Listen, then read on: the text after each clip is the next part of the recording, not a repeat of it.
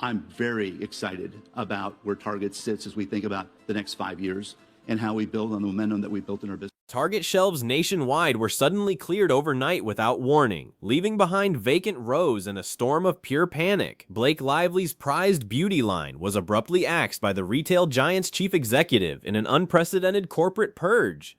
This was not a routine inventory adjustment or a simple restructuring phase. It was a swift, calculated takedown triggered by explosive legal developments that shook Hollywood power players to their very core. The conclusion here, I have said this since before, long before this ever broke out between her and Justin Baldoni. Blake Lively is not a good person, that she has proven herself not to be a kind person. There are text messages that refute every single thing in that complaint. On Blake Lively's claims that she was allegedly harassed by this guy when they shot the movie, It Ends With Us, a film about domestic violence. And it was Justin didn't harass Blake. Blake was interested in wresting control of this movie away from Justin, who was the director and the producer. She was just an actress in it. The New York Times apparently reviewed 1,000 or more pages of text messages. They would have seen it. Justin never wanted to hurt her, never wanted to be negative to her. And it's all over. The corporate fallout erupted just hours after Justin Baldoni's legal team unveiled a massive, damning update in their escalating legal warfare.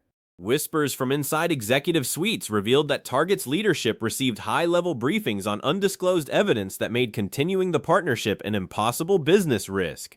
The sudden removal sent shockwaves through retail circles, signaling that the ongoing feud had crossed from movie sets into multi-million-dollar retail empires. Know for a fact that the mainstream media will lie and they will smear on behalf of their powerful friend. I believe in due process, which is why I always read the facts of the case before accepting the media narrative. They shared those together. They concocted a complaint that they filed with the Civil Rights Division.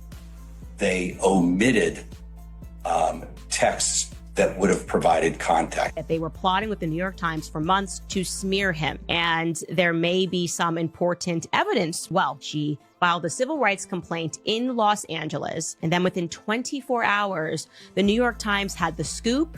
They published the complaint in its entirety, and it looked... This shocking development. Shoppers instantly noticed the bare shelves and flooded social platforms with pictures of the missing products, demanding explanations for the sudden disappearance.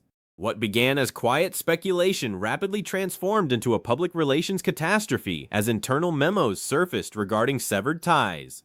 Insiders revealed that Lively's team was completely caught off guard by the retailer's aggressive maneuver, scrambling behind the scenes to contain the fallout before financial damages mounted. Justin Baldoni's lawsuit, he accuses Ryan Reynolds and Blake Lively of colluding with the New York Times. Do you guys remember what the article was actually entitled that they actually released on 12/21? We can bury anyone inside a Hollywood smear machine. But they believed her narrative instantly because the allegations were so strong. And I just kind of held fire because I don't trust the New York Times to save my life. Shitty product with atrocious marketing. You have yourself a Behind closed boardroom doors, Target's leadership reportedly grew alarmed over emerging details surrounding the highly publicized dispute during the production of It Ends With Us. Baldoni's attorney allegedly compiled extensive documentation revealing tense backstage maneuvers to seize creative control. As these sensitive legal filings began circulating among corporate legal teams, corporate executives decided that insulating their brand from collateral damage was the only viable path forward. Another bombshell, and this time it is pertaining to the New York Times. Amazing that you're not going to believe this, okay? It looks like Justin Baldoni may have a very strong case against the New. Let's dig deeper. The core of the legal confrontation centers on allegations of a coordinated smear campaign designed to destroy reputations and rewrite public narratives. Documents submitted by opposing counsel highlighted private communications that directly contradicted earlier public claims. When retail executives reviewed the sheer volume of contested material, they recognized that standing beside a compromised public image could jeopardize customer trust and holder confidence. 2000. Frustrated customers are not only offloading these subpar products, but are also flooding social media with viral outcries demanding accountability. Blake's beauty brand is so bad they are donating her products to Goodwill. You did not know both of their lawsuits had been consolidated into one legal showdown. instead of these two separate lawsuits. At the Reynolds penthouse in Manhattan, where Ryan Reynolds allegedly bullied Justin so badly that a Sony representative, and her biggest takeaway was, it was so nasty. Industry observers noted that the retailer's decision was an assertive statement regarding corporate integrity and brand risk management. Historically known for making decisive cuts when external drama threatens company stability, the chief executive moved decisively before the legal storm escalated into an unmanageable crisis. The message was unmistakable. No amount of star power could shield a brand from the consequences of toxic backstage conflicts. Used her PR people to try and destroy Justin. And we're carefully considering other people that will be sued. There's just so much more to the story, and the media's already like self-flagellating. Oh, we were too mean to Blake. And now you see text messages from Blake Lively comparing herself. She's the mother of dragons in Game of Thrones, that she too has her dragons, Ryan Reynolds and Taylor Swift. The kind of lawsuit that is full of evidence, documents, which prove exactly what she did to take over. Frustration quickly turned into a broader consumer backlash as viral videos emerged showing disgruntled buyers offloading their products at local thrift stores and donation bins. The narrative surrounding the once glamorous product line shifted rapidly from premium elegance to public disappointment. Critics and former supporters alike took to digital platforms to voice their disillusionment, accelerating the downward spiral for the embattled beauty brand across major markets. Make it even more explosive. Justin Baldoni's lawyer just unleashed a shocking lawsuit update. And that single move appears to have triggered a chain reaction absolutely nobody saw coming. No. Deep within the legal filings lies an intense confrontation that reportedly took place at a Manhattan luxury penthouse involving top industry figures. Eyewitness accounts referenced in the paperwork described hostile exchanges so severe that studio representatives were left visibly shaken. These explosive details painted an unflattering picture of celebrity pressure tactics, providing opposing lawyers with potent ammunition to challenge previous claims of innocence. Disastrous brand that will go out of business. Legal analysts tracking the dispute point out that private text messages revealed controversial comparisons, where certain figures viewed themselves as untouchable cultural forces with massive backing. The revelation of these private messages severely eroded the carefully maintained image of relatable charm. When corporate partners saw these unfiltered exchanges entered into legal records, the commercial allure vanished almost overnight. Lively refused to remain passive as her business venture faced complete collapse across nationwide distribution channels. Sources close to her camp indicated that emergency war rooms were assembled with top-tier crisis managers and legal strategists.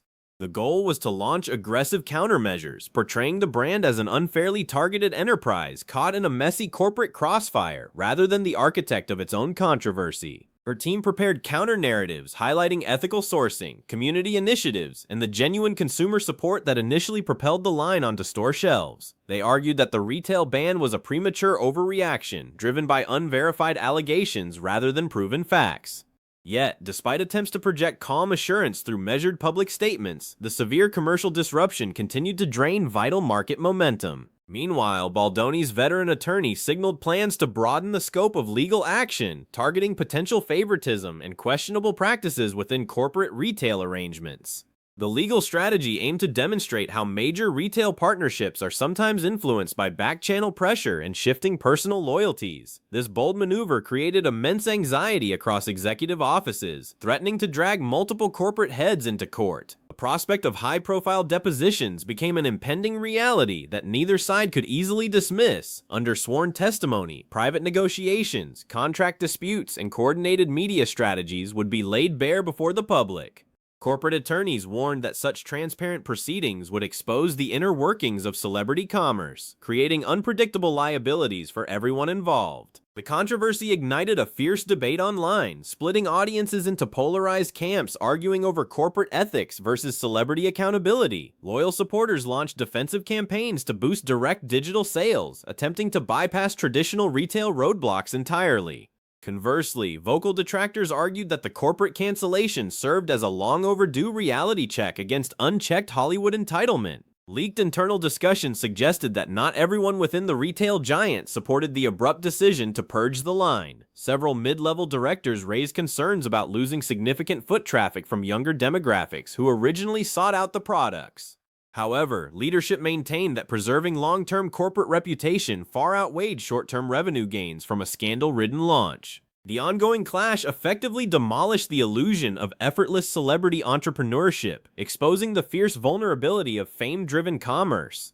When a star's public persona suffers severe reputational damage, the associated consumer products inevitably bear the immediate brunt of the fallout. The sudden store removals demonstrated how quickly major retail partnerships can dissolve once controversies become impossible to contain. Prominent industry names found themselves pulled into the periphery of the scandal as speculation intensified regarding who might be called to testify. The mere mention of influential allies in legal briefs heightened media attention and amplified public scrutiny.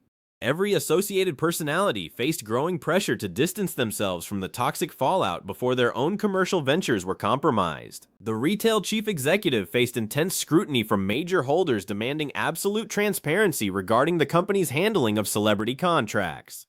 With public sentiment shifting rapidly, board members pressed for guarantees that future collaborations would include stricter moral and legal escape clauses. The incident served as a wake-up call for executive suites nationwide, prompting widespread audits of existing talent deals. Lively's digital sales channels experienced a peculiar paradox as online curiosity seekers rushed to sample the banned formulas before they disappeared completely. Some digital creators framed owning the excluded products as possessing a piece of viral pop culture history. However, industry analysts warned that novelty internet sales could never substitute for the massive volume generated by thousands of brick-and-mortar storefronts. As both legal teams prepared their next wave of formal filings, the dispute evolved into a broader referendum on narrative control in modern entertainment. The opposing sides found themselves locked in a high-stakes standoff where neither could retreat without facing devastating financial and professional consequences. Every document filed raised the stakes, transforming a movie set dispute into an all-out corporate war. The intricate web of media leaks, coordinated press releases, and legal maneuverings showed how fragile celebrity brands truly are under intense pressure. What was meticulously engineered as an inspiring commercial empire unraveled into a cautionary tale of unchecked ambition colliding with corporate self-preservation. The entire industry watched closely, recognizing that the outcome would rewrite the rulebook for future celebrity retail contracts. With settlement discussions stalled and legal filings escalating toward a public trial, the pressure on all involved parties reached an all-time high. The calculated risk taken by retail leadership sent an unmistakable signal that corporate patience for celebrity entanglements had reached its limit. As trial dates loomed closer, the prospect of an amicable resolution faded, leaving only the certainty of a prolonged public battle. This dramatic retail collapse underscores a fundamental truth about modern commerce. Fame may open the door to major boardrooms, but it cannot protect against the devastating fallout of unmanaged controversy. When the dust finally settles on this unprecedented legal confrontation, the boundaries between Hollywood power, personal accountability, and corporate survival will never look the same again.